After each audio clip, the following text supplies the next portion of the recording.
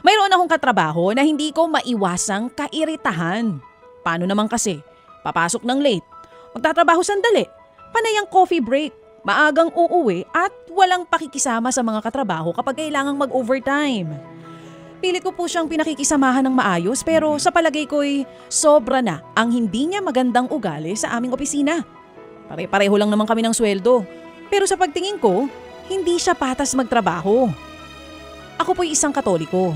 Madalas kong marinig kapag nagsisimba ko na itinuturo ang pagmamahal at pagbibigay ng pasensya sa kapwa. Pero paano po kung nakikita ko na ang ugaling hindi patas at mapang-abuso sa mga mabubuting tao? Ano po bang dapat kong gawin? Nagigilty ako minsan na nakakaisip ako ng hindi maganda tungkol sa kanya. Pero minsan ba ay pwedeng magpahinga sa pagiging mabuting tao? Upang mailabas ang hindi magandang saloobin sa kapwa mo. Lalo na sa katrabaho ko't kasama ko araw-araw na nagpapahirap sa grupo namin sa opisina. Sana po'y matulungan niyo kung maintindihan kung paano mahalin ang aking kapwa kahit masama ang loob ko sa kanya. Pastor, ang hirap maging mabuti.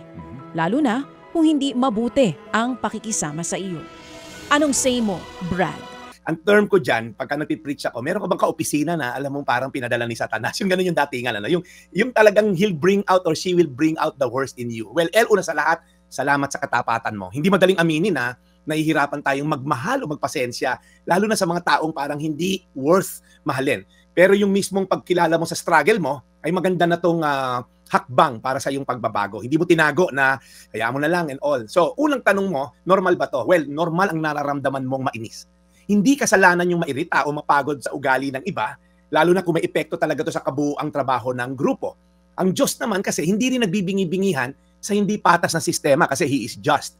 Kaya kung ikay nakakaramdam ng frustration, natural lang yon. Pero ito mahalagang tanong ko, El, anong gagawin mo sa nararamdaman mong ito? Pangalawa kong payo sa'yo, may wisdom din na pagkakaiba yung pagiging mabait at pagiging passive.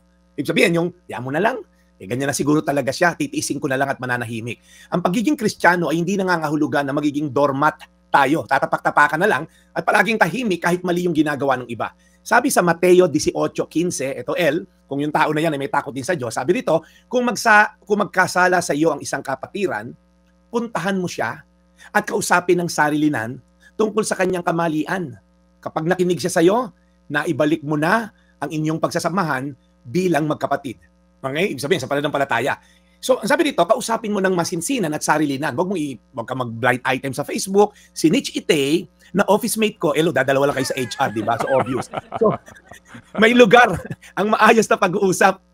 Pwede mong kausapin ng katrabaho mo. Alam mo, napansin ko, minsan kami sumasalo ng trabaho mo pag late ka. Baka hindi ka lang aware. Baka nasanay ka sa dating kultura, sa dati mong trabaho. Pwede ba nating ayusin to? At pangatlo, panghuli na to, hindi mo kailangan maging masamang tao para lang mailabas ang sama ng loob. Kapag pinili natin yung anger, retaliation, talo ka rin sa huli. Kasi bitterness is like drinking a poison and expecting the other person will die.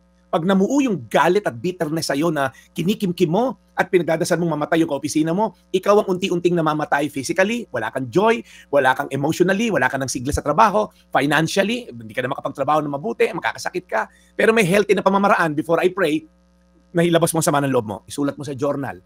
Ihingi mo ng tulong sa HR nyo, sa kinaukulan. May tamang proseso na magreklamo sa mga ganyang klaseng tao. Magtakda ka ng boundaries.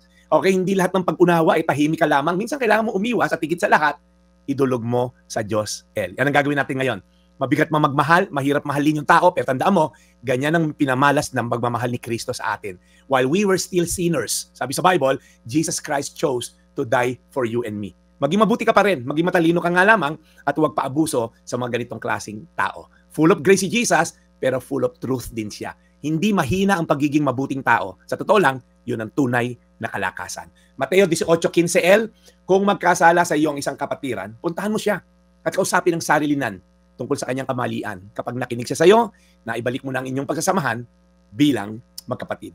Tayo manalangin, hopefully nakatulong ako sa iyo. Panginoon, nililift up namin sa si El. 10 ng mga nakikinig ngayon na may mga kaopisina na mahirap pakisamahan. Lord, madali sabihin kami mapagmahal. Pero kapag kami nagmahal ng mga taong hindi karapat-dapat mahalin, yun lamang ang may karapatan kaming sabihin na we are a loving person. Kasi Lord, madaling magmahal ng mga taong kamahal-mahal.